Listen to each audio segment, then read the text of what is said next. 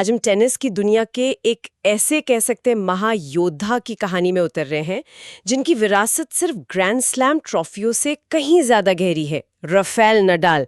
हमारे पास उनकी जीवनी है और आज हम सिर्फ आंकड़ों को नहीं बल्कि उस जुनून, उस जज्बे को और उन मुश्किल पलों को समझने की कोशिश करेंगे जिन्होंने उन्हें राफा बनाया। बिल्कुल, नडाल की कहानी में परतें बहुत हैं। मतलब सिर्फ एक महान खिलाड़ी नहीं, वो एक अद्भुत इंसान भी हैं।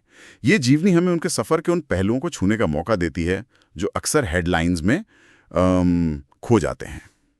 चलिए मलोरका से शुरू करते हैं, क्या कहते हैं? हाँ, स्पेन का वो खूबसूरत द्वीप बनोरका, जहाँ एक खेल प्रेमी परिवार में राफा का जन्म हुआ। चाचा टोनी नडाल, जो खुद एक पूर्व टेनिस खिलाड़ी थे, उन्होंने सिर्फ 3 साल की उम्र में उनके हाथ में रैकेट थमा दिया। लेकिन दिलचस्प बात यह है, उनके दूसरे चाचा मिगुएल एंजेल, वो तो बार्सिलोना और स्पेन के लिए खेले, एक सफल फुटबॉलर थे। राफा खुद भी फुटबॉल में कमाल के थे।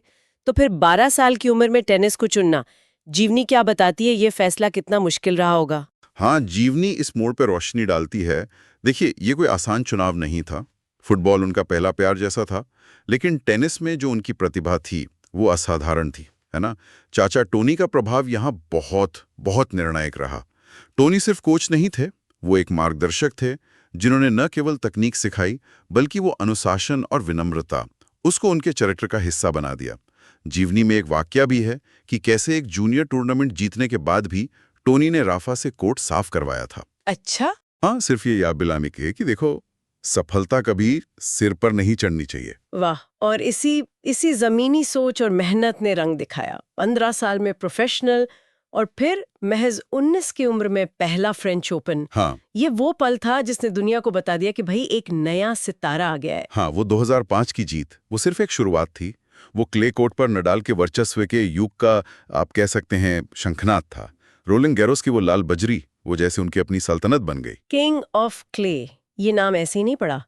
14 फ्रेंच ओपन खिताब, 14। हाँ, अब विश्वसनीय है ये आंकड़ा। ये तो जैसे किसी दूसरे ग्रह का लगता है। कुल 22 ग्रैंड स्लैम और वो अविश्वसनीय करियर गोल्डन स्लैम, मतलब चारों ग्रैंड स्लैम और ओलंपिक सिंगल्स और डबल्स गोल्ड जीतने वाले इतिहास के पहले पुरुष खिलाड़ी। जी हाँ, ये उपलब्धि कितनी दुर्लभ है, शायद हम पूरी तरह समझ भी नहीं पाते। ये सचमुच असाधारण है।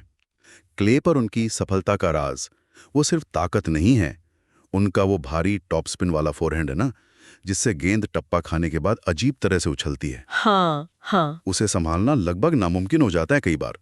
साथ ही उनकी बेजोड़ फिटनेस और वो कभी हार न मानने वाली जिद, वो हर पॉइंट के लिए लड़ते हैं। सही कहा। और फिर उनकी प्रतिद्वंदिताएं, खासकर फेडरर और जोकोविच के साथ, उन्होंने तो टेनिस को नई ऊंचाइयों पर पहुंचा दिया। तीनों के बीच का खेल सिर्फ मुकाबला नहीं होता था, वो तो जैसे कला का प्रदर्शन होता था। बिल्कुल। लेकिन ये सफर हमेशा आसान नहीं रहा। घुटने, कलाई, पैर, चोटें उनके करियर का एक तरह से हिस्सा ही रहीं।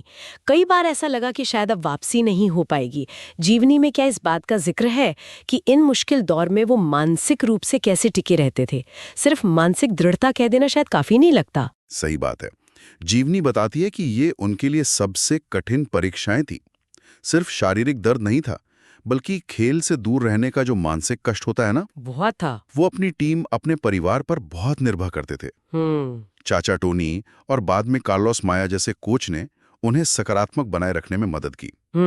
वो चोटों के दौरान भी रीहैब को ट्रेनिंग जितना ही उतनी ही गंभीरता से लेते थे। उनका मानना था कि वापसी की लड़ाई कोर्ट से पहले दिमाग में जीती जाती है। अच्छा। और हाँ, उनके वो छोटे छोटे अंधविश्वास या कह लें रस्में, जैसे पानी की बोतलों को एक खास तरीके से रखना, हाँ, वो तो बहुत फेमस है। हाँ, वो भी शायद उन्हें फोकस बनाए रखने में मदद करते थे। एक रूटीन बन जाता है। और वो वापसी करते थे और क्या खूब करते थे। 2022 का ऑस्ट्रेलियन ओपन फाइनल, कौन भूल सकता है भला। ओहो, बिल्कुल। 2 सेट से पिछड़ने के बाद जीत, ये तो मतलब किसी फिल्म जैसा था। सही कहा। कोर्ट के बाहर भी उनकी राफा नडाल फाउंडेशन और एकेडमी का जिक्र करना जरूरी है। निश्चित रूप से फाउंडेशन वंचित बच्चों को शिक्षा और खेल के जरिए अवसर देती है। और मलोरका में उनकी एकेडमी, वो सिर्फ वर्ल्ड क्लास ट्रेनिंग ही नहीं देती, बल्कि उन मूल्यों को भी स्थापित करती है जिन पर राफा खुद चलते हैं। मेहनत, सम्मान और खेल भावना। उनकी विरासत सिर्फ उनके खिताबों में नहीं है, बल्कि उन जिंदगियों में भी है जिन्हें उन्होंने छुआ है। और उनकी विनम्रता कमाल की है।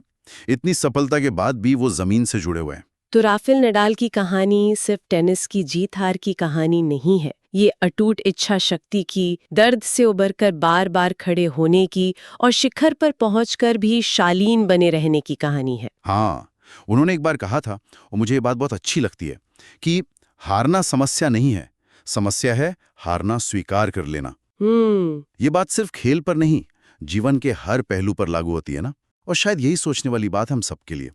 क्या हम अपनी चुनौतियों का सामना उसी जुझारूपन से करते हैं? गिरने के बाद उठने की वही जिद दिखाते हैं?